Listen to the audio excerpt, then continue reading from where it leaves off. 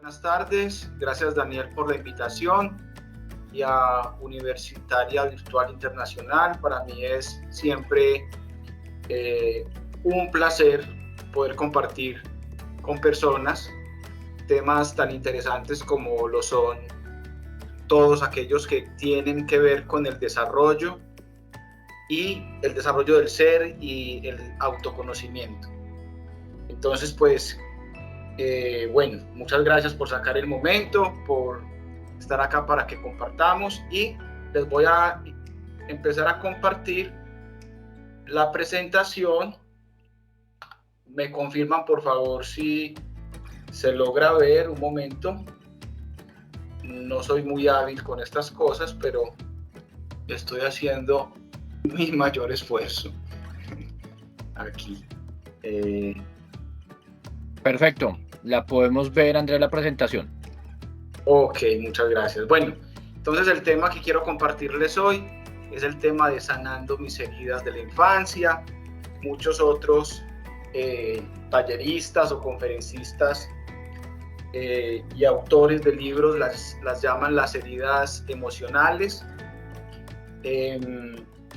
Vamos a trabajar desde un enfoque que es el de la psicología bioenergética, propuesta por Alexander Lowen. La psicología bioenergética es una propuesta dentro de las muchas propuestas de una línea de la psicología que es la psicología humanista. Es una escuela dentro de la psicología que es amplia, que permite hacer intervenciones de manera muy integral, hacer acompañamientos humanos muy cercanos, un poco, digamos, digamos, poco diferentes a lo que se conoce propiamente como el psicoanálisis o la psicología cognitiva conductual, ¿cierto? Entonces, este enfoque de la psicología humanista, específicamente la propuesta de la psicología bioenergética, tiene un nombre con un poquito extraño, pero vamos a ver que no es para nada pues extraño ni raro. Propone ver lo humano desde una mirada integral, es decir, comprendiendo lo cognitivo, lo emocional, lo corporal, lo fisiológico y lo energético.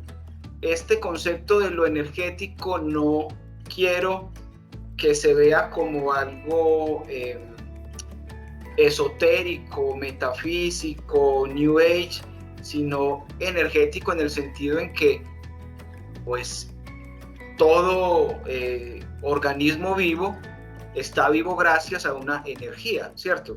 Estamos energizados, estamos atravesados todo el tiempo por unas corrientes energéticas.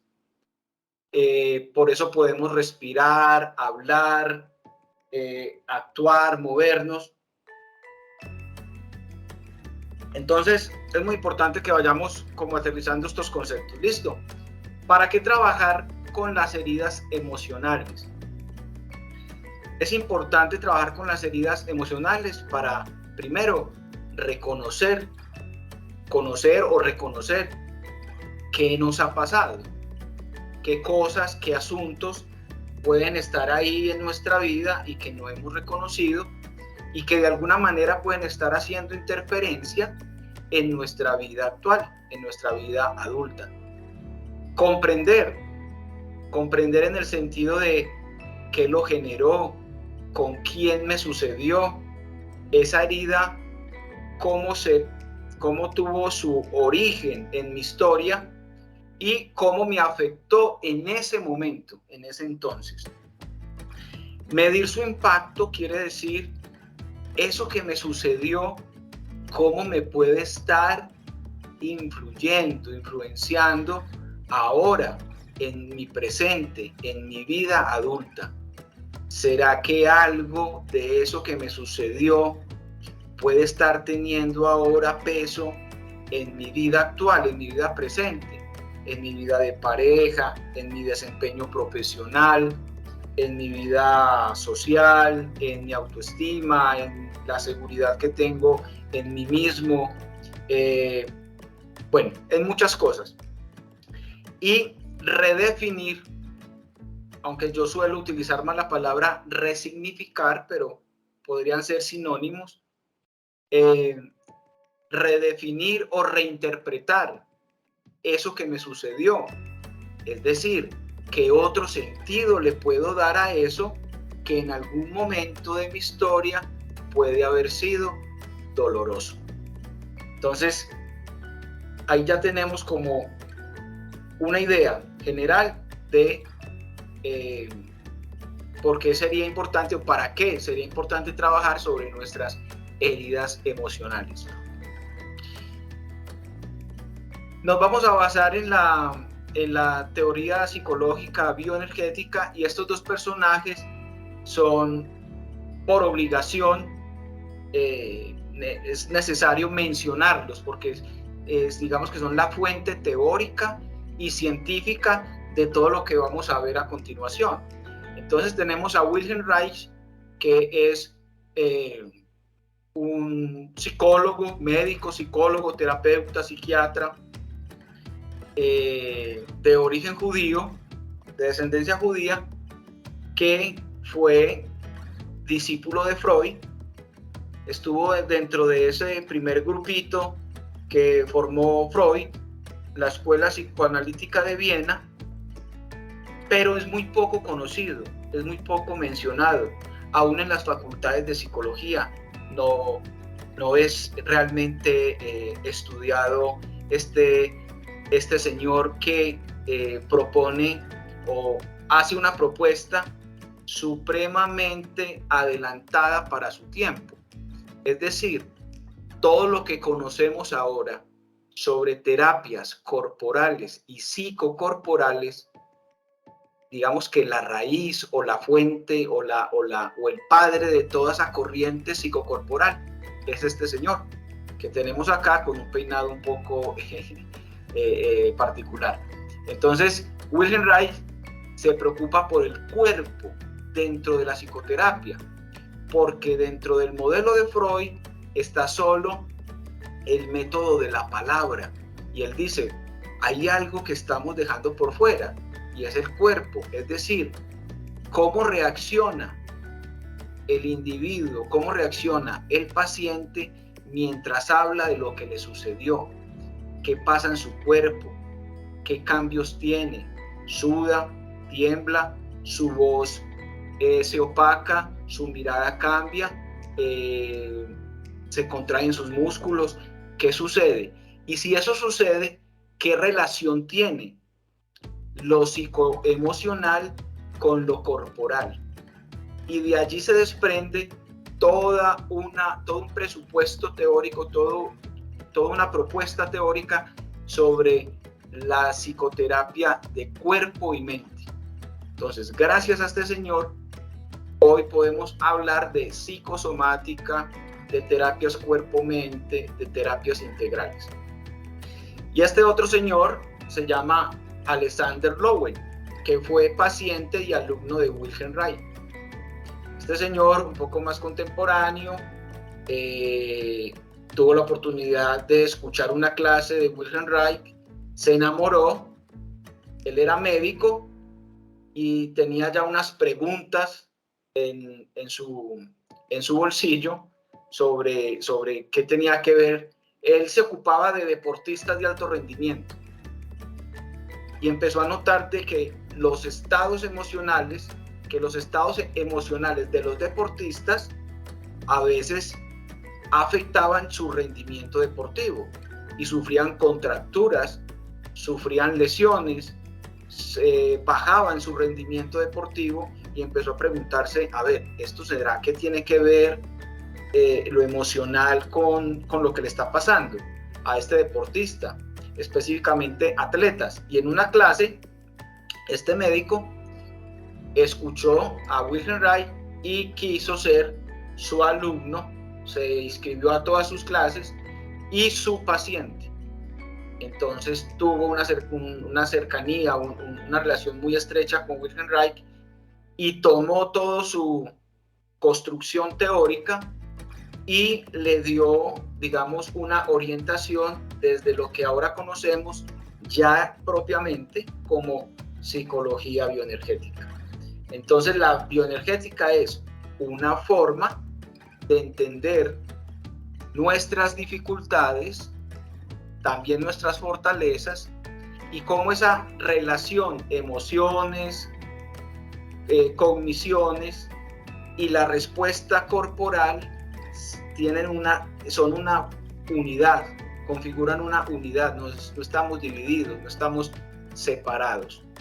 Entonces, los elementos a los que nos invita comprender la bioenergética son los siguientes.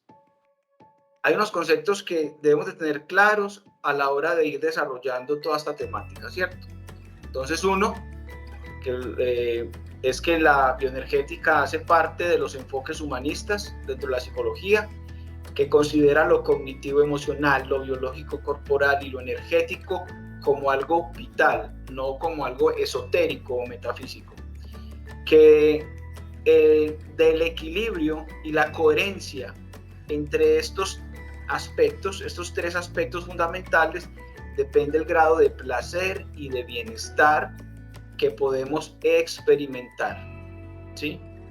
Y que a través de la bioenergética podemos comprender mejor. O sea que la bioenergética es como una cajita de herramientas que nos va a permitir comprender mejor la estructura del carácter, las heridas emocionales y la forma en que nosotros nos hemos defendido de esas heridas emocionales a través de algo que se llama o que llamamos corazas, ¿cierto?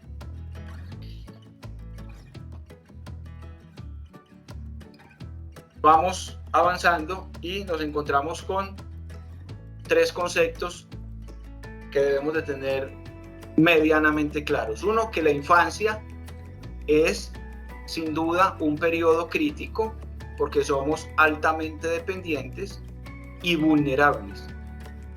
Nacemos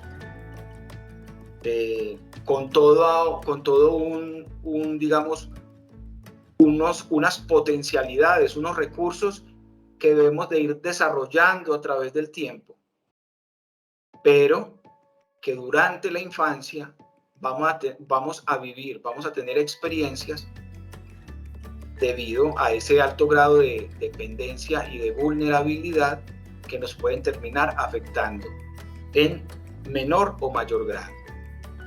El carácter es la manera en que vamos a responder a esas situaciones. Es decir, el carácter configura la manera habitual en la que reaccionamos ante diversos estímulos y solucionamos los problemas o los conflictos. El carácter tiene que ver con los hábitos, con los automatismos, con mi modo de ser, sentir, moverme, actuar, pensar. Ese es el carácter. Y otro concepto que va a estar a lo largo de toda esta charla es el concepto de mielinización. Es un concepto que tiene que ver más con la teoría del neurodesarrollo, pero que vamos a ver que va a tomar mucho sentido a lo largo de la charla. ¿Por qué es importante el tema o comprender este concepto? Este concepto es importante porque nos va a ir dando un soporte científico, teórico de qué es lo que nos sucede a lo largo de las diferentes etapas del desarrollo.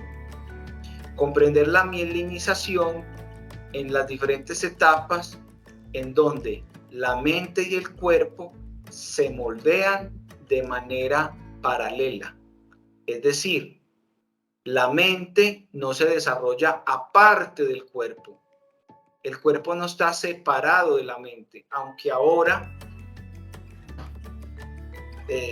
lo cual no era así antes, pero debido a la necesidad de especializarse en temas específicos, los profesionales de la medicina y de la salud mental Entonces hoy tenemos médicos y médicos que se especializan en cada cosa en particular. Médico especialista en el corazón, ¿cierto? Entonces el cardiólogo, ¿sí? Y psicólogos o psiquiatras que se van especializando en cada aspecto de la salud mental, ¿cierto?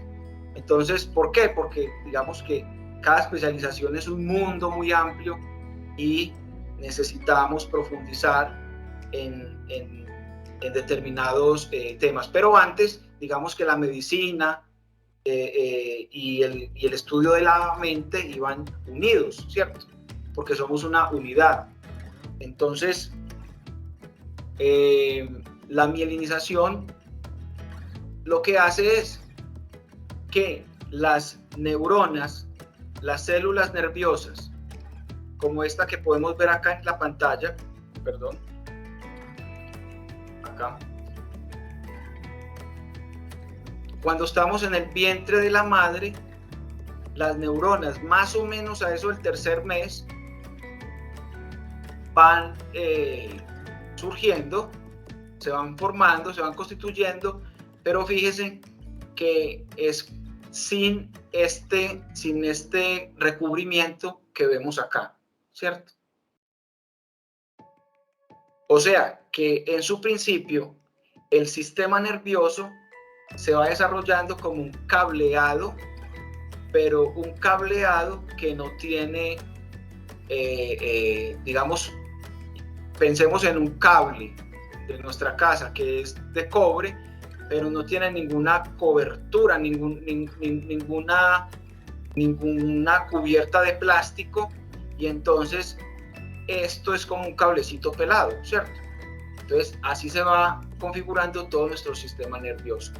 Pero a partir de las diferentes etapas de desarrollo, esta cubierta que se llama mielina, vainas de mielina, van a ir cubriendo las neuronas, es decir, estos cablecitos. ¿Para qué sirven esas cubiertas, esas envolturas? Para que la información electroquímica, las señales electroquímicas de nuestro sistema nervioso hacia nuestro cuerpo, o sea, hacia la periferia del sistema nervioso central, y de nuestro cuerpo hacia el sistema nervioso, se pueda conducir de manera óptima. Un cable en nuestra casa, si no está cubierto y se toca con otro cable o con las manos o con otro elemento, va a generar un daño, ¿sí? En el peor de los casos, un incendio, un daño, se van a dañar los electrodomésticos. Asimismo, la neurona necesita conducir las señales electroquímicas y para eso necesita las envolturas de mielina, ¿sí? Para que no hayan cortos en nuestro sistema nervioso, para que no hayan daños en nuestro sistema nervioso. Entonces, ¿para qué todo esto de la infancia, del carácter, de la mielinización? Pues para entender o para ir comprendiendo mejor qué es lo que hace que se configure una herida emocional o un trauma, ¿cierto? Entonces, una herida emocional se configura ¿por qué? Porque hay una experiencia. Nosotros estamos teniendo experiencias desde el vientre materno. Eso es muy importante tenerlo en cuenta. No es desde que nacemos. Y ya vamos a ver más adelante que una de las heridas y tipos de carácter que se pueden configurar tienen que ver con el vientre materno, desde esta mirada de la psicología bioenergética, ¿sí? Entonces, tenemos experiencias, tenemos estímulos, tenemos experiencias y estímulos que vivimos o experimentamos como sensaciones a través de los sentidos, a través de la percepción sensorial, que normalmente nos han enseñado que son 5, pero ahora gracias a las neurociencias y a los avances en neuroimagen sabemos que son 7. vista, olfato, oído, gusto, tacto, y hay otro que tiene que ver con la interocepción, es decir, con las sensaciones internas de nuestro cuerpo que generalmente no percibimos de manera consciente. Es decir, nosotros no estamos sintiendo cómo circula la sangre por nuestro cuerpo. Nosotros no estamos sintiendo o percibiendo cómo están moviéndose o actuando los tejidos, las células y todo lo que está en nuestro interior. Pero sin embargo, el sistema nervioso está conectado con eso. ¿Qué es lo que pasa? No podemos percibir todo eso, porque donde percibamos todas esas señales, colapsaríamos. Sería demasiado perturbador para nosotros procesar tantos estímulos. Imagínense ustedes percibir todo lo que sucede minuto a minuto dentro de nuestro organismo, pero sin embargo nuestro sistema nervioso lo está percibiendo. Nuestro sistema nervioso está llevando un registro de todo eso. Entonces eso también ahora se considera como un sentido, la interocepción, y el sentido que conocemos también como el sentido de orientación. Es decir, tenemos un sentido para saber que estamos delante de la pantalla, que la pantalla está delante de nosotros, que al lado izquierdo hay determinados elementos, al lado derecho hay otros, que yo avanzo hacia adelante o retrocedo hacia atrás. O sea, saber toda esa, tener todos claros todos esos vectores de orientación también es un sentido. Entonces ahí tenemos los 7 sentidos. ¿Listo? Esas percepciones que tenemos nosotros desde el vientre generan una respuesta que generalmente es fisiológica, ¿cierto? ¿Por qué? Porque se detonan unas hormonas, se detonan unos neurotransmisores. Nosotros no estamos sintiendo lo que cuando el cortisol, cuando nos estresamos, llega al cerebro y genera, nosotros no estamos percibiendo eso, pero eso está sucediendo en nosotros. No quiere decir que no sea real, ¿sí? O que no nos afecte. Eso tiene una respuesta fisiológica. Esa respuesta fisiológica también depende del nivel de vínculo, de la intensidad y de la frecuencia o repetición con la que nos suceden determinados eventos. ¿Qué quiere decir esto? Que no es que nos sucedió una cosa y nosotros con eso ya grabamos en nuestro sistema nervioso una herida emocional.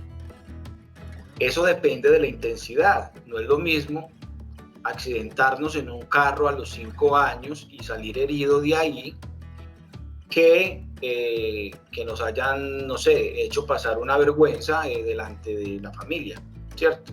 Son dos cosas, ambas nos pueden afectar, pero si hay un grado de intensidad, ¿sí?, que es necesario considerar.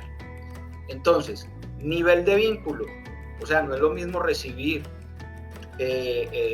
un maltrato, un abuso, una conducta desobligante de nuestros padres o cuidadores, que de una persona que no conocemos y vemos por primera vez, ¿sí? La intensidad y la frecuencia, o sea, si eso se repite todos los días, todos los meses, todos los años, o sea, es una repetición constante, es algo a lo que me tengo que enfrentar a diario, entonces eso va a generar, obviamente, una huella, ¿sí? Una herida mucho más, profunda que otras situaciones. Y la interpretación que le damos. Esto es fundamental y quiero que lo tengan muy presente a lo largo de la charla. ¿Por qué? Porque esto no se trata de lo que nos hicieron, aunque nos hayan hecho cosas o nos hayan sucedido cosas. Esto no se trata de lo que nos hicieron, de lo que no tuve, de lo que me pasó, sino de cómo lo codifiqué, cómo lo interpreté, cómo lo leí, ¿sí? Si tomamos 2 hermanos o 3 hermanos y a los 3 los tres sufrieron la muerte del padre, para colocar cualquier ejemplo, o de la madre, los tres nos podrían hablar de una forma muy distinta de lo que fue para ellos perder a su madre o perder a su padre, ¿sí?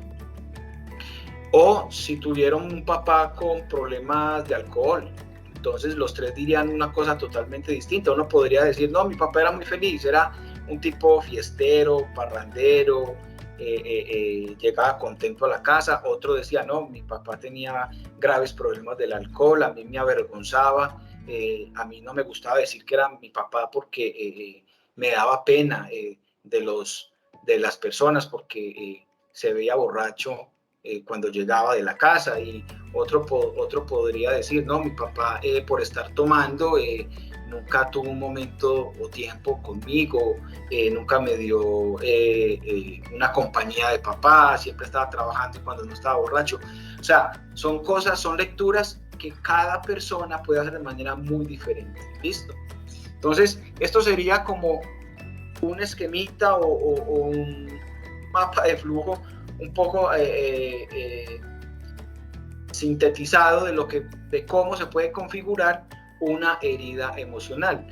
Experiencias, sensaciones, la respuesta que damos, la intensidad, el nivel de vínculo, cómo la interpretamos y cómo tratamos de adaptarnos a la vida, porque la vida nos invita siempre a continuar. Entonces, ¿cómo nos adaptamos a la vida después de que nos sucede lo que nos sucede?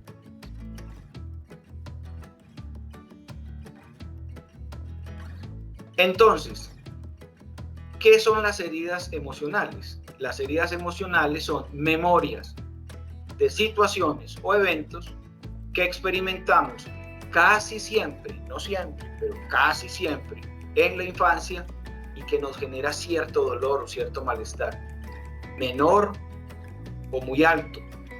Cada uno experimenta estas situaciones de forma distinta.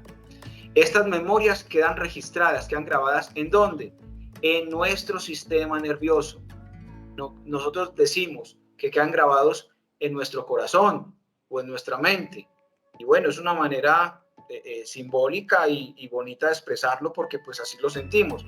Pero en realidad estas huellas quedan grabadas en nuestro corazón, en nuestro sistema nervioso. La neurociencia ahora puede comprobar, gracias a los trabajos de neuroimagen o a la exploración con neuroimágenes, cómo se puede alterar el cerebro en sus estructuras, cómo se pueden desconectar ciertas estructuras subcorticales a la hora de sufrir un evento traumático o doloroso. Y esto repercutir en la vida adulta de diferentes formas. Luego podrían aparecer enfermedades, dolores, depresión, ansiedad, TDAH, trastornos afectivo bipolar, una cantidad de cosas que pueden afectar en nuestra salud física y mental. ¿Listo? Y el carácter, que va a estar muy presente en toda esta charla, es la manera en que respondemos para continuar. Es decir, nosotros nos vamos construyendo de alguna manera como a una forma de adaptarnos a la vida a pesar de todo lo que nos sucede, ¿cierto? Una invitación es que busquen, o se las puedo compartir luego a través de Daniel, este bello escrito de Kafka, un escritor, Frank Kafka, el autor de La Metamorfosis, no necesita pues como mucha presentación, y él tiene un escrito muy bonito de 44 páginas que se llama Cartas al Padre, y es una especie como de catarsis que él hace a través de esta carta, donde expresa todas sus sensaciones. Esa palabra también hay que irla registrando, sensaciones, todas esas sensaciones, todo eso que vivió y que experimentó en su relación con su padre. Entonces en este fragmento dice: querido padre, me preguntaste una vez por qué afirmaba yo que te tengo miedo. Como de costumbre, no supe qué contestar. En parte, justamente por el miedo que te tengo. Y en parte, porque en los fundamentos de ese miedo entran demasiados detalles, como para que pueda mantenerlos reunidos en el curso de una conversación. Y aunque intente ahora contestarte por escrito, mi respuesta será, no obstante, muy incomprensible, porque también al escribir, el miedo y sus consecuencias me inhiben ante ti, y porque la magnitud del tema excede mi memoria y mi entendimiento. Y sigue de una manera muy bella y profunda. Los invito a que la lean, se pueden ver identificados en muchas cosas y esto nos sirve mucho también. Y los invito a que también escriban su carta. Todos tenemos una carta que escribir o una carta escrita, y todos tenemos también una historia de nosotros y de lo que nos sucedió, que nos estamos contando todo el tiempo de manera inconsciente. Entonces escribir es una manera también de empezar a releer nuestra historia y de resignificar, de darle nuevos sentidos a eso que nos sucedió. Vamos entrando en materia. Los invito a que tomen por ahí una hojita, un lápiz, un lapicero, y hagan un autorregistro de lo que vamos a empezar a profundizar en esta charla, en este taller. No tienen que escribir las X, es un ejemplo nada más, pero los invito a que hagan estas 5 casillas o estas 5 filas y coloquen estas 5 sensaciones, que van a ser las sensaciones básicas que vamos a analizar durante toda la charla. Ya nos estamos metiendo más en el tema de las heridas emocionales. Entonces la primera es el rechazo, segunda abandono, humillación, traición, injusticia. Y les invito a que hagan 10 espacios o 10 casillitas para que vayan marcando una X cuando ustedes durante la charla sientan que eso tiene que ver con ustedes. Esto es un trabajo de autoobservación que van a dejar para ustedes y que van a chequear para que analicen hasta dónde pueden tener alguna de estas heridas. Advertencia: lo que vamos a ver a continuación no habla de psicopatologías. No vamos a hacer evaluaciones psicológicas, no vamos a evaluar ni a hablar de psicopatías. Vamos a hablar de rasgos de carácter y de heridas emocionales. Rasgos de carácter, no de trastornos, no de psicopatologías, rasgos de carácter.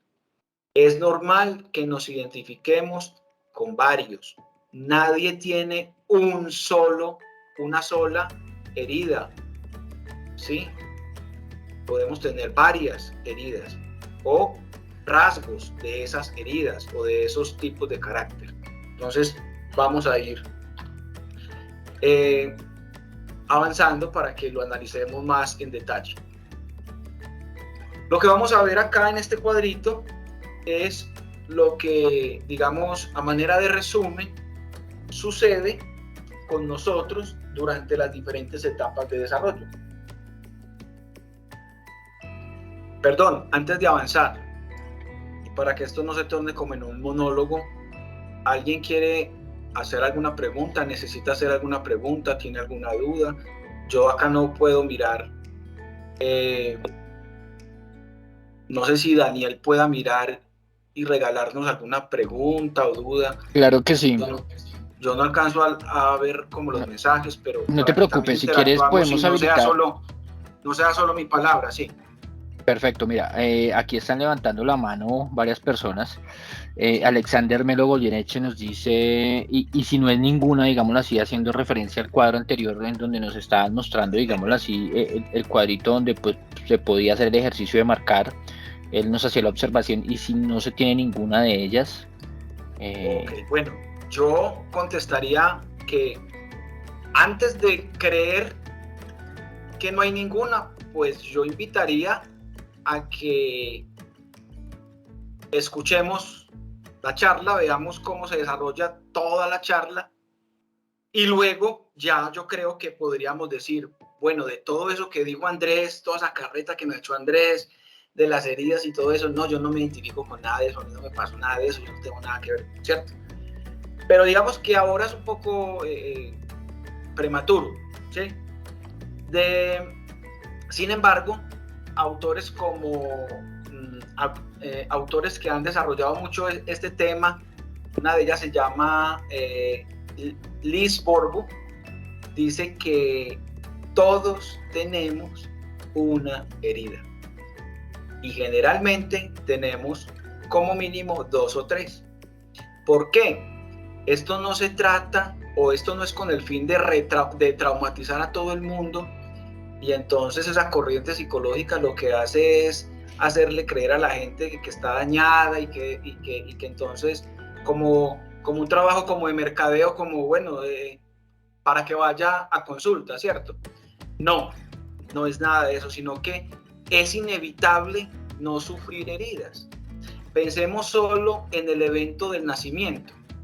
Nosotros estamos por allá en un paraíso que se llama vientre materno. Allá no nos falta absolutamente nada.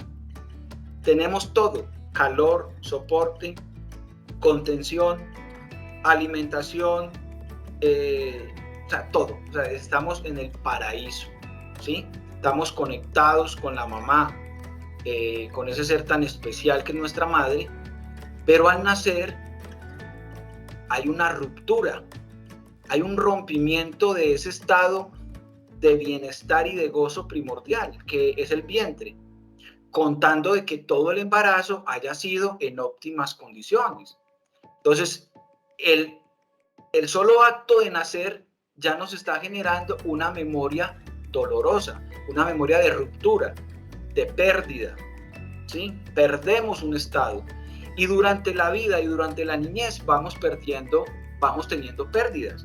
Es que crecer es una serie consecutiva de pérdidas.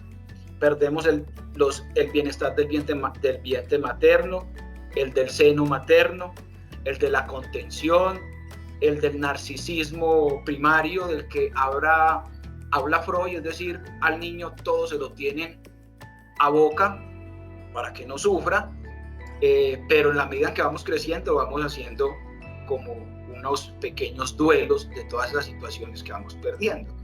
Entonces, esperemos a ver cómo se desarrolla la charla y luego miramos si pues, es natural que algunos también, digamos, no se identifiquen con lo que vamos a desarrollar acá.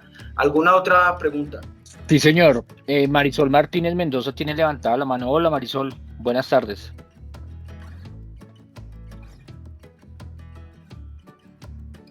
Marisol.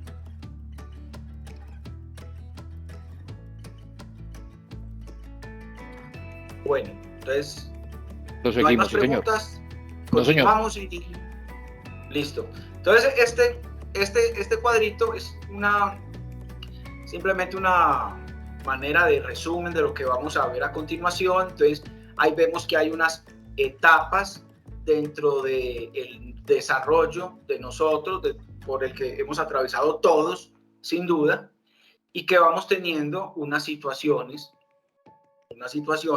que nos van generando unas memorias, ¿cierto? Recordemos, estas memorias se van a ir instaurando en nuestro sistema nervioso debido al proceso de mielinización, como se los mencioné anteriormente. Entonces tenemos las 5 heridas principales de las que nos hablan todos estos teóricos, y es la herida de rechazo, la herida de abandono, la herida de manipulación, que también tiene que ver con la traición, la herida de humillación o de invalidación, y la herida de injusticia, que también algunos la manejan como herida de traición también, ¿cierto? Esto va pasando por diferentes etapas de gestación, en la herida de rechazo, de amamantamiento o de lactancia, en la herida de abandono, en la etapa de exploración, cuando empezamos a dar nuestros primeros pasos, a gatear, a caminar, a explorar el mundo lejos de los brazos de mamá. En la fase anal, que es cuando empezamos a controlar nuestros esfínteres, y en la etapa edípica o genital, que es cuando ya empezamos a tener una respuesta sexual. Entonces, bueno, acá hay que hacer una aclaración: sexual en el sentido de respuesta genital, no sexual en el sentido de deseo, de el sexo como en la etapa adulta, ¿sí? Sino como una experiencia diferente a todas las anteriores. ¿Listo? Entonces, acá nos habla que en la etapa de gestación y las 3 primeras semanas, acá hay un error, no son los 3 primeros meses, sino las 3 primeras semanas, es un momento crítico en donde, como les mencionaba, ya salimos del vientre materno, ¿cierto? Pensemos en lo siguiente: una mujer queda en embarazo y su esposo muere. Eso puede pasar, eso le podría pasar a cualquiera. Y sería completamente humano y natural que esa mujer entre en un estado de depresión por la muerte de su esposo y porque se siente miedo, siente confusión, se preocupa de cómo va a llevar su resto de tiempo de embarazo, que su niño va a nacer y no va a conocer al papá, o sea, una cantidad de cosas, que su pareja era el que llevaba el sustento a la casa y ella en embarazo estaba en la casa, no trabajaba, bueno, o sea, una cantidad de cosas que pueden generar un estado de depresión, de ansiedad y de estrés, ¿sí? Eso lo experimenta la madre, pero el bebé, el feto en formación, ¿cómo lo puede experimentar? Entonces lo experimenta a través de las reacciones fisiológicas de la madre. El feto no sabe, no se entera absolutamente de nada de lo que está pasando afuera, pero el organismo de la madre cambia. El útero se contrae, pierde oxigenación, se satura de cortisol debido al alto grado de estrés.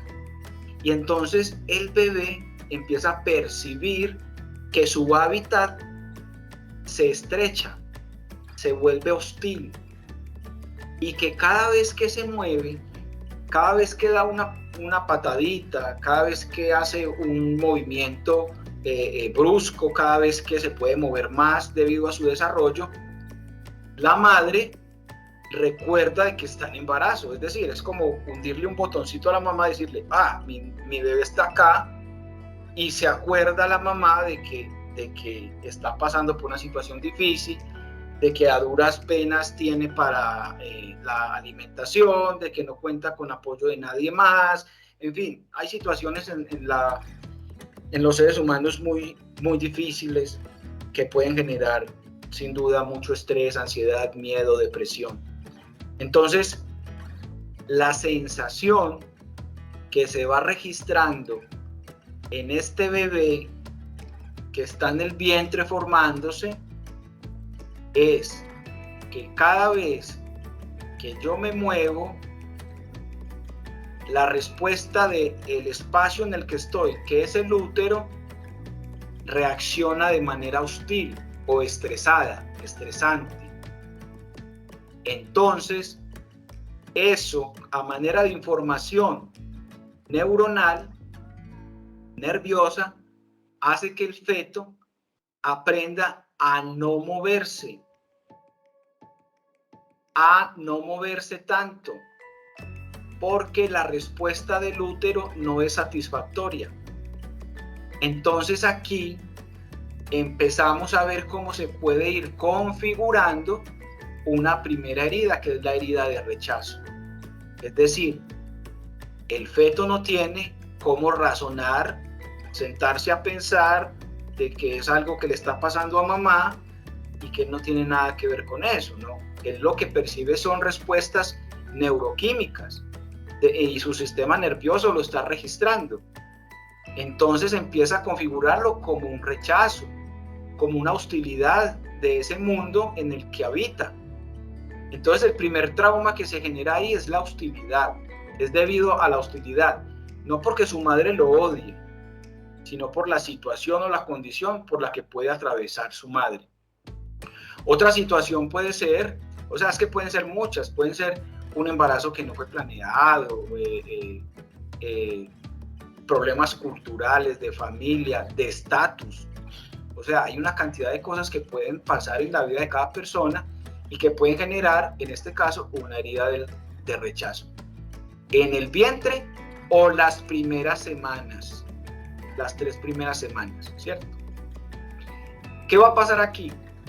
Que esta herida de rechazo va a exigir del feto, del bebé, al nacer, una respuesta, ¿cierto? Y esa respuesta es que se va a concentrar, va a tratar de disminuir al máximo el contacto con el mundo, porque tiene una memoria nerviosa, una memoria neuronal que le ha hecho de alguna manera responder así, es decir, no se mueva mucho, quédese quietico, aíslese, retírese a su cabeza, retírese a su cerebro. Y acá se va configurando o se va generando las bases para constituir un primer tipo de carácter, que es el carácter esquizoide. Recuerde que aquí estamos hablando de rasgos de carácter, no de trastornos. Aquí no hay trastornos, aquí no hay enfermedades mentales, ni nada de esto. Nada de esto es malo ni bueno, es simplemente conceptos que Reich y Lowen, los que les mostré a un inicio, quisieron asignar por las características específicas, y uno las sigue utilizando pues como porque esa es la línea teórica. Entonces aquí tenemos un primer tipo de carácter. El segundo tipo de carácter, ¿cómo se constituye? Debido a una herida que se experimenta como herida de abandono. ¿Por qué? Porque ya nuestro bebé nació y empieza a conectarse con el mundo, ya no a través del cordón umbilical, sino a través de ¿qué? A través de la boca, ¿cierto? Empieza a succionar, empieza a recibir gratificación, tiene hambre, entonces chupa el seno y recibe satisfacción, sacia sus necesidades fisiológicas, se tranquiliza, recibe el calorcito de la madre, no solo eso, sino que cuando chupa el seno, mira el rostro de la madre, se conecta con la mirada de la madre, siente el calor y la respuesta de la piel de la madre. O sea, hay una cantidad de cosas que su sistema nervioso empieza a registrar.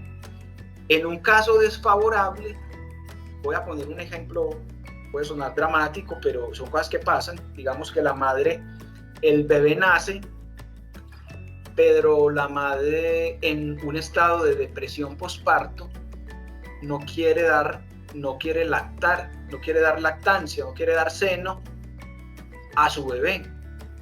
Este bebé va a empezar a registrar esas ausencias de esa conexión, o mejor, esa desconexión, la va a empezar a registrar en su sistema nervioso como abandono. Es decir, hay una ausencia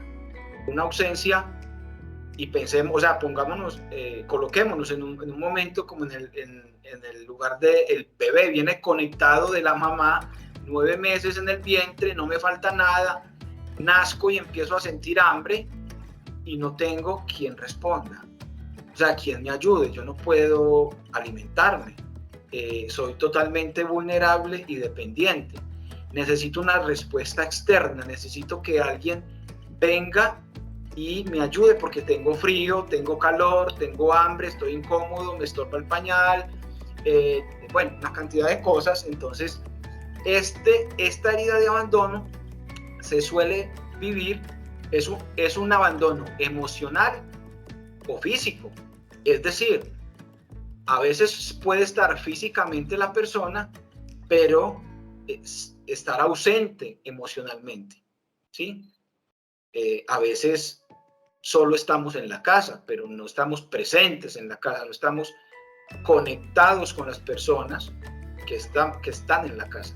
Entonces, en el caso de un bebé, empieza a registrar esto como un abandono, ¿sí? Un abandono, y se va configurando un tipo de carácter al que llamamos carácter oral. Ya vamos a ver más adelante, más en detalle cada uno. Luego, en la etapa de exploración, empieza el niño con el gateo, da sus primeros pasos. Ahora ya no tiene que estar en brazos de la madre o de sus cuidadores ya lo colocan por ahí en el suelo y se va sosteniendo de los muebles, de las sillas, explora, va a la sala y regresa, y se va liberando un poco y empieza a explorar objetos, a explorar otras personas. Entonces, en esta etapa de exploración es donde los niños empiezan a ser como exhibidos, como mostrados, como por sus logros, ¿cierto? Entonces, mira, ya gatea, mira, ya da sus primeros pasitos, mira, ya dice su primera palabra, mira cómo es de gracioso, mira cómo es de lindo, y todo lo que hace es motivo de aplauso, de fiesta, de alegría, de exhibición para la familia, para los tíos, para una cantidad de cosas. Y en esta etapa, entonces, el niño, ojo que esto no es, repito, no es tanto lo que sucede, sino cómo lo interioriza, cómo lo codifica el niño, el bebé. Entonces acá el niño puede ir codificando, ir introyectando que vale, que tiene valor por lo que hace, no por lo que es, por lo que demuestra hacer, ¿sí?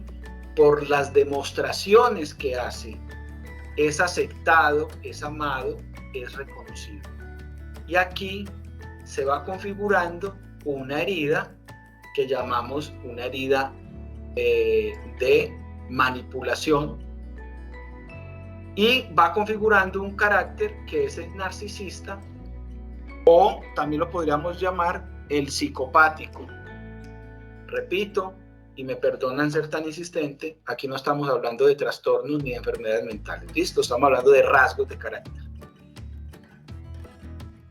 Más o menos entre los 18 y los 36 meses nos enseñan que debemos de ir a sentarnos para hacer el pis o para hacer el popó. Empezamos a experimentar lo que es el control de los esfínteres, y es muy fácil en esta etapa que el bebé, el niño, se sienta humillado o se sienta avergonzado. ¿Por qué? Porque no logra cumplir con las demandas de los cuidadores, de la familia, o de papá o de mamá, ¿cierto? El niño no entiende por qué no logra hacer uso del baño, o de la vacinilla, o de donde le indiquen, y siente vergüenza cuando se hace en la ropa, cuando no logra anticipar, pero esto se debe a que todavía su sistema nervioso no le permite tener el control óptimo de los esfínteres. Ya lo vamos a ver. Aquí se va configurando una herida de humillación y se va estructurando un carácter masoquista. Ya vamos a ver por qué. Y en la etapa edípica o genital, el niño siente que en esa relación entre su mamá y su papá, relación en la cual él se triangula, porque si es un niño empieza a tener una preferencia por la madre, y si es una niña empieza a tener una preferencia por el padre. Ese niño pequeño aprende o le toca aprender, esto es otro pequeño duelo, que si es niña tiene que aprender comprender de que el papá no es de ella, el papá es de mamá. Y mamá, si es un niño, mamá es de papá, ¿sí?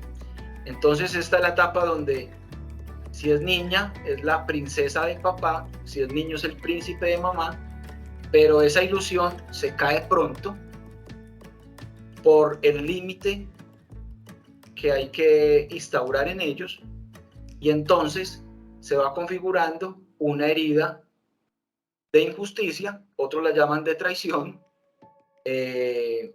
y se van trazando los rasgos del carácter rígido, Vamos a entrar en detalle en cada uno de estos. Aquí tenemos el carácter esquizoide. ¿Quién reconoce este personaje? Este personaje es Stephen Hawking, el teórico de los hoyos negros, aunque pues este en realidad no es él, este es el actor que representa el papel en la película de su vida y de su historia. Pero miren, ya aquí estamos viendo unos rasgos de carácter muy precisos, ¿cierto? Aquí estamos viendo,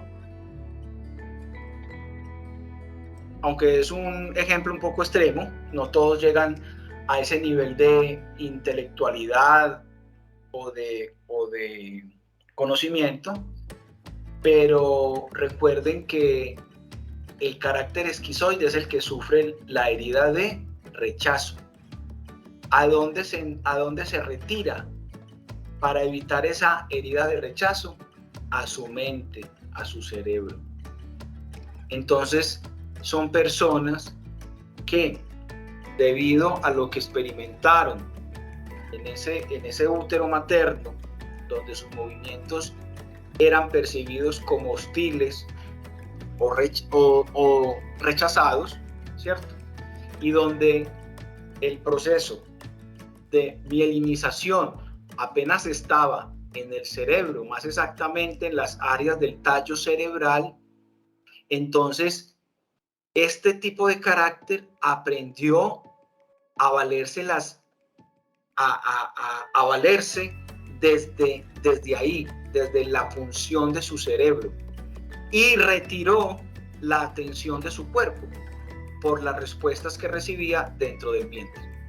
Entonces son personas que han experimentado el dolor de rechazo debido a esos cambios emocionales de la madre cuando él se encontraba en el útero, también a esas respuestas emocionales de la madre, del padre, cuando nació, esas primeras semanas, y que él percibió, que él grabó como una memoria, como una sensación de rechazo. ¿Listo?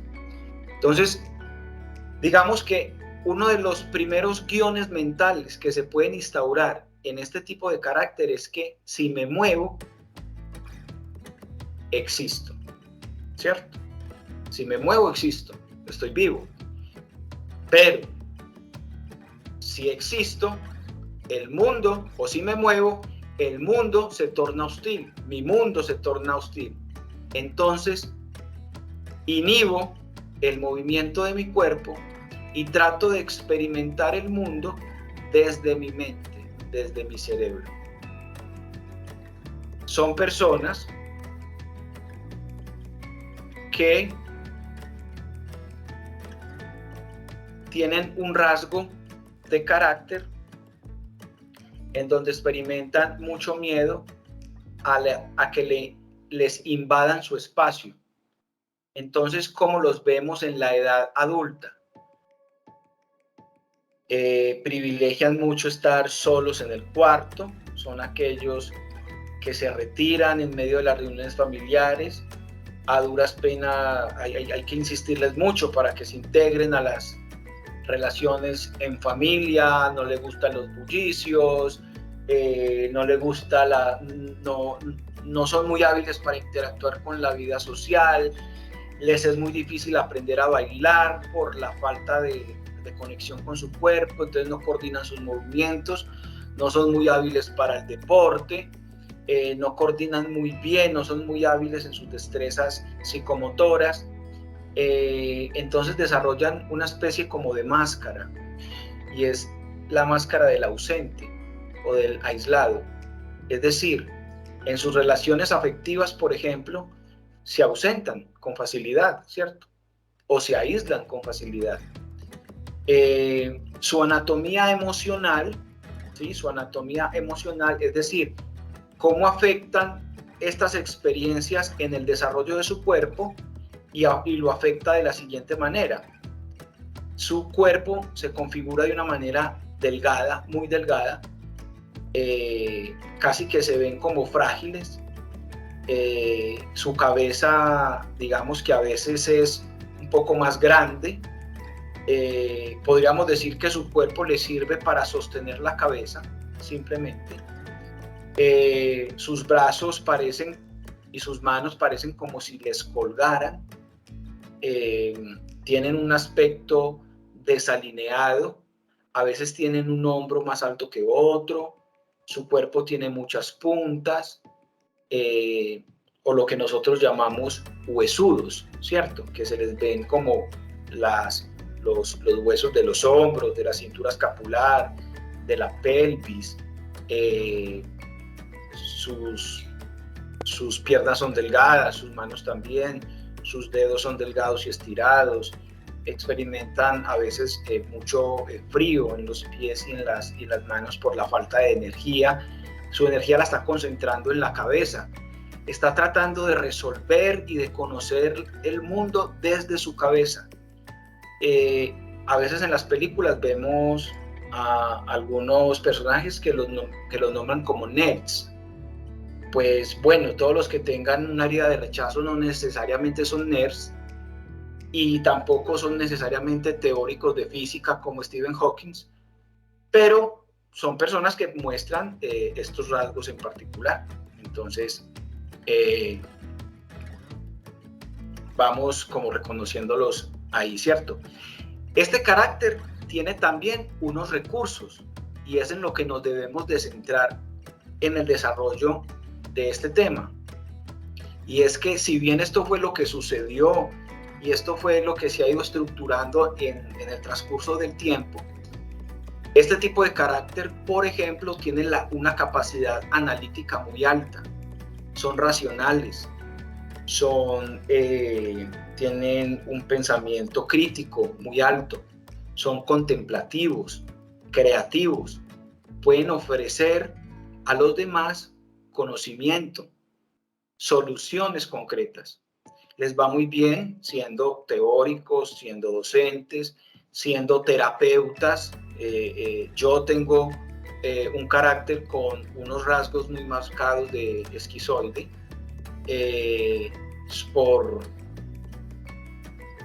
No es casualidad que haya escogido pues mi carrera de psicología y todo esto. Entonces, estos recursos nos ayudan a reconocer nuestras habilidades, nuestras potencialidades y cómo ponerlas en función de los demás. Es decir, si la herida de rechazo del carácter esquizoide se vive desde el dolor, fácilmente se cae en una conducta solitaria, extrema. A veces se cae en conductas espirituales casi que de ermitaño, retirado del mundo, se desconecta de la vida y del mundo. Pero cuando la vivimos desde los recursos, la podemos poner al servicio del mundo y de los demás, pues nuestras habilidades, ¿cierto? Entonces, vamos avanzando hacia el otro carácter, que es el carácter oral. Entonces aquí miren que ya hay la fisiología, ya hay un cambio significativo. Entonces aquí ya vemos un carácter oral. Recordemos que el carácter oral, el momento en el que se puede generar la herida es el momento del amamantamiento, de la lactancia, de la conexión y la estimulación a través del contacto de la boca con el seno. La mielinización va bajando. Recuerden que las vainas de mielina ya van recubriendo el cerebro y va descendiendo por la médula espinal. Entonces, ahora, en esta fase oral, ya la mielina recubre las neuronas de la médula en el área o la zona cervical. Entonces, ahora podemos percibir mejor el mundo a través de la boca, y además aumentan la percepción visual, auditiva, el olfato, el gusto, lógicamente, y hay una cierta coordinación de las manos. Es decir, vamos aprendiendo a sostener el biberón, por ejemplo, o a tocar el seno de mamá cuando somos alimentados por el seno. ¿Listo? Entonces, cuando estas condiciones no son óptimas, ¿qué es lo que sucede? Se registra como una sensación de abandono. Es decir, no hay quien me dé soporte, no hay quien satisfaga mis demandas. ¿Cómo hago mis demandas? A través del llanto. ¿Qué hace mamá? Aprende a leer mis demandas. Cuando una mamá aprende a leer las demandas, que es por pura intuición, aprende cuando el niño tiene hambre, tiene frío, tiene calor, le está estorbando la marquilla de la camiseta, quiere que lo saquen de la cuna para ponerlo en una colchonetica. Es decir, la madre se vuelve una experta en leer los tonos de los llantos y las demandas del bebé. Cuando una mamá, por ejemplo, en un estado de depresión postparto, está desconectada de ella misma y del bebé, ¿cómo va a saber interpretar estas demandas? Estoy colocando un ejemplo, pueden ser muchos otros. Entonces, ¿qué pasa ahí? Se genera una desconexión entre esas demandas y a quien se le demanda, que es mamá, ¿cierto? Entonces, aquí se va generando, se va configurando un registro en nuestro sistema nervioso que se lee o se interpreta como abandono. Miremos que en el carácter oral hay un miedo muy fuerte a ser abandonados, a perder el soporte o a quedarnos en un estado como en una condición de desamparo, ¿sí? Para evitar esto, entonces desarrollamos unas estrategias. Entonces aprendemos a demandar a través del llanto, aprendemos a hablar y entonces demandamos a través de las palabras, a través del lenguaje, demandamos a través de las actitudes, pero estamos demandando todo el tiempo atención. Siento un vacío en mi interior, es lo que mencionan muchas de las personas que experimentan este tipo de carácter. Siento un vacío en mi pecho y no se llena con nada. Y es esa memoria de la ausencia, de no haber recibido esa atención emocional y física en esas edades tempranas donde se demandaron, donde se necesitaban.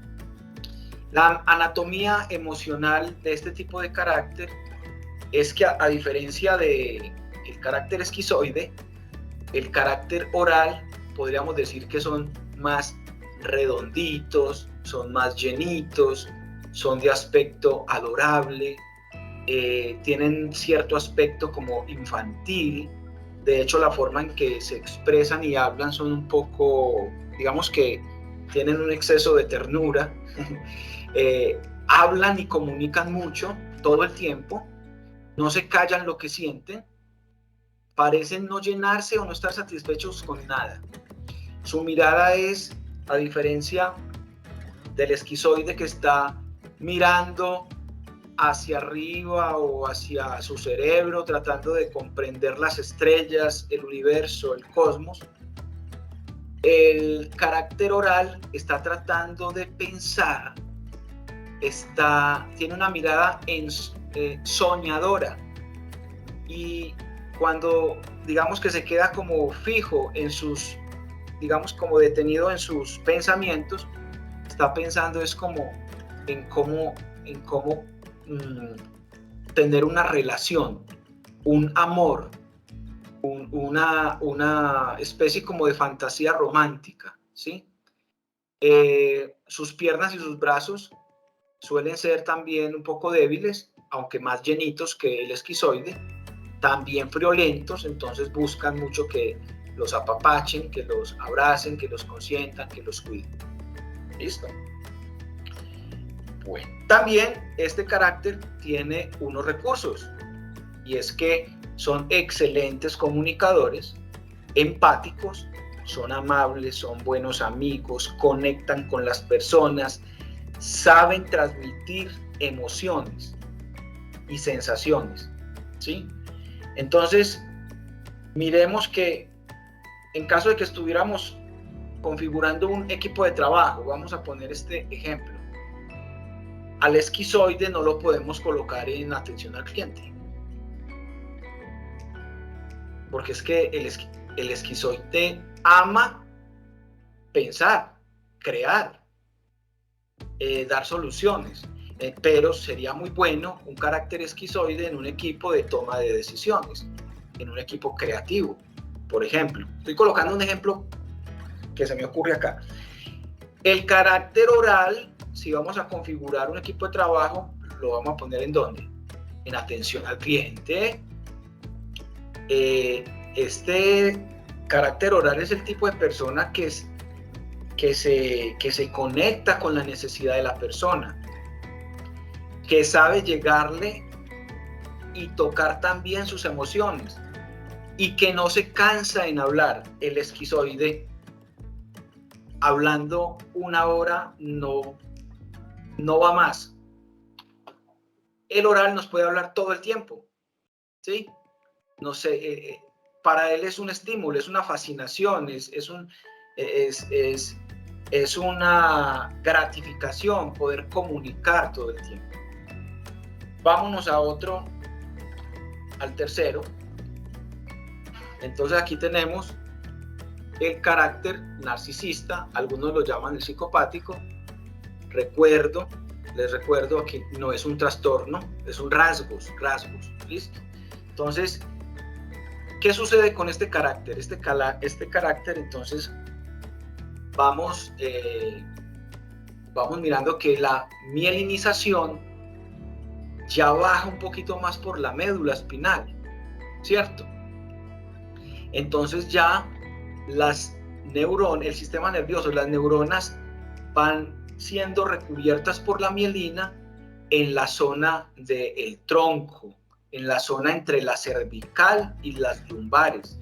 Entonces ya puede tener cierto control de la parte superior del cuerpo.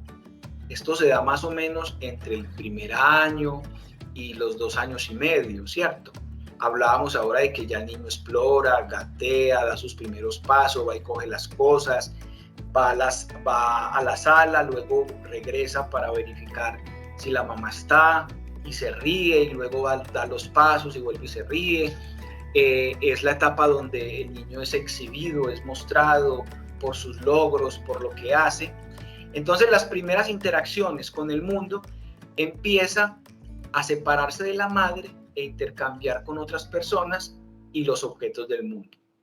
Esta fase graciosa, entre comillas, esta fase de asombro, el niño es admirado por lo que hace, todo lo que los padres quieren que haga, ¿cierto? O sea, él es como repitiendo y haciendo las travesuras y las picardías que los padres quieren, ¿cierto?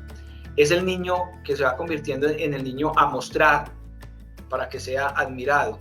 Sin embargo, y esto es sin intención alguna, negativa de los padres, sin intención, el bebé va sintiendo, va interpretando, va grabando una sensación de que es importante y de que recibe atención es por lo que hace, no por lo que es. Y va sintiendo, o se va sintiendo de alguna forma manipulado, ¿sí? Utilizado. Y ese es el principal dolor. Su principal dolor del carácter narcisista es que es usado o manipulado, ¿sí? Este carácter, entonces, tiene miedo, precisamente, un miedo a aceptar o reconocer sus sentimientos. Es extremadamente desconfiado. Aprende a que las personas pueden obedecer a sus demandas si los seduce y si los controla. Y si los seduce a través de su gracia, de su simpatía, de su forma de actuar o de comportarse. Para ello, oculta su debilidad. No le gusta que lo vean débil, ¿sí? Le gusta tener el control y le gusta que sea visto y admirado. Entonces, este tipo de carácter es muy común encontrarlo en políticos, en gerentes, en grandes líderes, en vendedores también, en vendedores muy hábiles, ¿cierto? Son enérgicos. En la parte superior de su cuerpo, en su tronco, demuestran como mucha fuerza.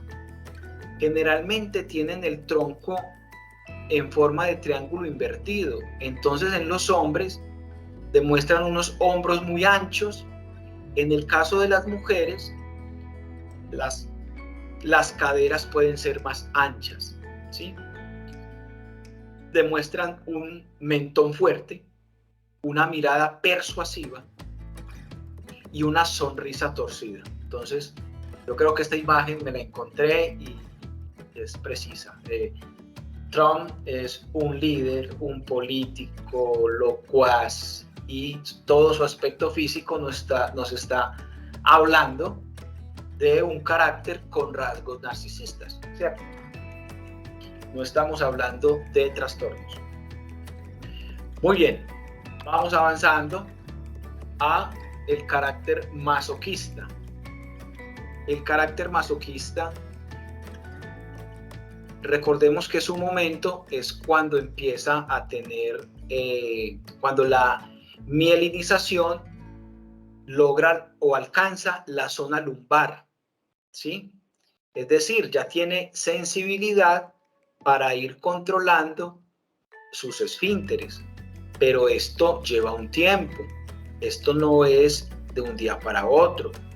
A veces los padres, por desconocimiento y en su afán de ver logros en los hijos, apresuran los procesos. Y entonces a veces yo me quedo asombrado un poco porque me dicen que el niño dejó el pañal a los 13 meses. Y la primera pregunta que yo me hago es, ¿pero cómo puede ser si su sistema nervioso no alcanzaba a recubrirse de mielina en la zona lumbar? Y otra pregunta válida sería, ¿cuál es la premura de que deje el pañal? Si para todo, y todo incluye el proceso de neurodesarrollo, también incluye el control de los esfínteres. Entonces el control de los esfínteres se espera un poco más allá de los 16, 18 meses, a los 2 años. Hay niños que lo logran a los 3. Bueno, cada niño tiene su proceso, ¿cierto? Entonces, en esta etapa puede ser que por la premura de ver logros en el niño, o padres muy exigentes, muy estrictos, muy severos, a veces, y yo repito, sin querer, hacen sentir al niño avergonzado o humillado. Decimos cosas como, su hermano dejó el pañal, vea, su hermanito dejó el pañal a los 15 meses, usted ya tiene 2 años y medio y nada. O en la guardería ya todos lo dejaron, ¿usted por qué no? ¿Cierto? Hay cosas que para nosotros de pronto son sin sentido, pero para el niño puede tener todo el sentido. Entonces, además de las expresiones que tengamos con nuestra mirada, el tono de la voz, la expresión corporal, todo esto le está comunicando al niño algo. Listo. Entonces, el principal miedo del carácter masoquista es el sentirse a ser humillados, a ser aplastados por el otro. Es muy común que se sientan culpables. Son estas personas que reprimen mucho, o diríamos de manera muy coloquial, que tienen mucho aguante, aguantan demasiado. A veces se meten en un papel de el bueno de la película, o también el de la víctima de la película, ¿cierto? Su cuerpo, podríamos encontrar algunas similitudes con el carácter oral, pero nos podemos fijar que el carácter oral es un poco más redondito, vamos a llamarlo así, y el carácter masoquista tiene una figura un poco más cuadrada, ¿sí? Entonces, digamos que la musculatura del oral es un poco más suave. Pensemos en un oral como a alguien que a uno le provoca como abrazarlo, como apapacharlo, ¿cierto? Y están llenos de ternura. Casi que un peluche. Y el carácter masoquista, digamos que tiene una musculatura un poco más tensa. Está muy tenso. Es una musculatura dura, tensa, cargada. Para evitar la vergüenza y la humillación, ha contraído su cuerpo. En la etapa del control de los esfínteres, hace un sobreesfuerzo y entonces traba la musculatura de su cadera, contrae sus glúteos. A veces los podemos diferenciar porque tienen unos glúteos pequeños y hundidos. Podríamos decir como con el rabo dentro, ¿cierto? Como mete el rabo, es decir, como si empujaran hacia adelante las caderas. Y eso es totalmente inconsciente. Su musculatura tiene ese movimiento a contraerse y le hace tener un cuerpo y una actitud para que los hace capaz de aguantarlo todo, ¿cierto? Son aquellas personas a las que frecuentemente les están diciendo, pero usted ¿por qué dejó o permitió que le hicieran esto? O usted ¿por qué lo permite? ¿Usted por qué no hace algo? ¿Cierto? Entonces es porque ellos tienen un guión mental. El guión mental del carácter masoquista es que si dice lo que siente, puede ser rechazado o humillado. Otro guión mental puede ser, tengo que aguantarlo todo, tengo que retener, tengo que aguantar, tengo que retener. Como si en la vida adulta se expresara a forma de metáfora esa retención que le pedían de sus esfínteres. En la etapa adulta hace un movimiento emocional y psicológico que le hace retenerlo todo. Se aguanta, no expresa sus emociones, todo se lo calla. A veces da la impresión de que fueran a explotar. Y cuando explotan, que lo hacen, son aquellos que mandan lejos todo y a todos. Tienen entonces un recurso muy valioso y es el que tienen una mente y un cuerpo diseñados para soportar cosas difíciles, extremadamente fuertes o estresantes. Desarrollan una habilidad que los hace muy metódicos. Les cuesta improvisar, pero desarrollan una habilidad para el detalle, es decir, hacen su trabajo con mucha calidad, con mucha precisión. Privilegian la calidad por encima de la rapidez. No son muy rápidos. Su cuerpo, debido a que su musculatura es pesada, no los deja mover de manera muy rápida, pero son muy precisos y son muy contundentes. y son fuertes. Llegamos a el último, creo que este es el último, que es el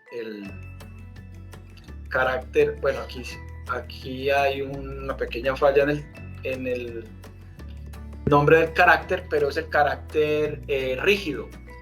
El carácter rígido, vemos a este personaje, yo creo pues que necesite tampoco presentación. Cristiano Ronaldo, una persona altamente competitiva. Esa es una de las características del carácter rígido. La mielinización ha llegado a la zona genital, ¿cierto? Y llega justo en la fase de el Edipo, surgiendo, o sea, es la fase donde va surgiendo la sexualidad. La sexualidad no de sexo ni de deseo, sino la sexualidad en el sentido en que empiezan a experimentarse sensaciones diferentes que antes no se sentía, y en el área genital se hace mucho más sensible. Entonces el cuerpo recibe una carga hormonal muy importante, ¿cierto? El sistema nervioso empieza a reconocer a los padres en las relaciones. El niño es el príncipe de mamá, la niña es la princesa de papá, y se configura un triángulo amoroso: mamá, papá y yo. Pero muy rápido el niño o la niña deberá de aceptar o deberá de renunciar al progenitor del sexo opuesto, es decir, a comprender de que no siempre o no toda la vida va a ser la princesa de mamá o el príncipe, la princesa de papá o el príncipe de mamá. Y que el trato que es lo esperado, el trato del progenitor del sexo opuesto, es muy diferente al trato que le da, en el caso, por ejemplo, de papá a la niña. Es muy diferente el trato que debe darle al trato que le da a su esposa. Es decir, la niña debe de percibir que es un trato diferente, ¿sí? Que a su esposa la trata como pareja, como cónyuge y como el amor de su vida, o bueno, y a la hija la trata como hija. Entonces esto suele ser un poco doloroso, y recordemos que no es lo que los papás hacen, es cómo lo percibe el niño. Entonces en este caso el niño o la niña lo percibe como algo injusto o como una traición también, ¿cierto? Entonces experimentan el límite en la relación con los padres como una especie como de rechazo, ¿sí? Quedan como heridos en su amor propio, de alguna manera avergonzados con su sexualidad. Todo esto se vive de manera inconsciente, ¿cierto? Yo no creo que alguien se acuerde pues de lo enamorado que estaba de la mamá o del papá. Eso ya lo hemos olvidado, pero esas memorias quedan ahí. Entonces se siente fuera de la relación triangular, ¿cierto? Se siente de alguna manera excluido de esa relación. Entonces en la vida adulta suelen estar divididos sentimentalmente, ¿cierto? Es como si se replicara eso, y todo el tiempo se están triangulando en las relaciones. Entonces es el adulto que se le dificulta mucho tener una relación monoparental, una relación de pareja que no se triangule. ¿Cómo se puede triangular? Pues lo más, digamos que lo que primero imaginamos es que se triangule como con un amante, pero a veces las relaciones se triangulan con el trabajo, con la profesión, con la espiritualidad. Es decir, es el hombre o la mujer que está todo el tiempo triangulando su relación con su pareja y con otro más, o con otra cosa, con otra actividad más, ¿cierto? Se está siempre triangulando, ¿sí? Entonces le cuesta mucho entregarse emocional y sentimentalmente. Desarrollan una actitud altamente competitiva, también son muy controladores, también son muy desconfiados, y esto es debido a que sienten o esperan a que no les vuelvan a romper su corazón, ¿cierto? El corazón de ese niño o esa niña que fue.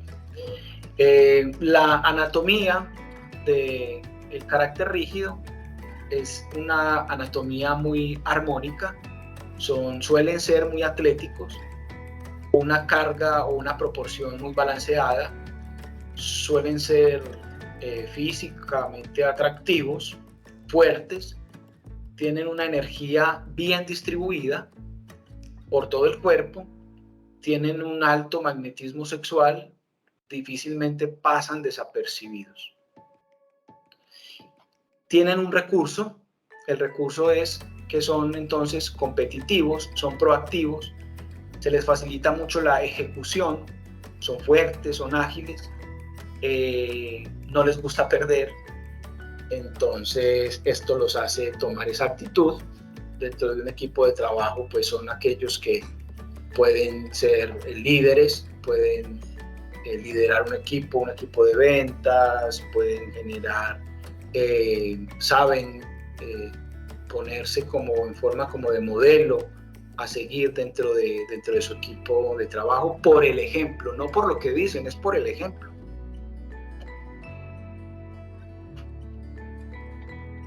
Muy bien, Daniel, hasta aquí me gustaría escuchar si hay alguna pregunta, duda, si alguien ha levantado por ahí la mano. Claro que sí, Andrés. Tenemos a Yasmín Ruiz una pregunta que nos hace: ¿puede una sola persona tener 2 o más rasgos? Sí, claro que sí. Puede tener varios rasgos o varias heridas. Al inicio planteamos este cuadrito.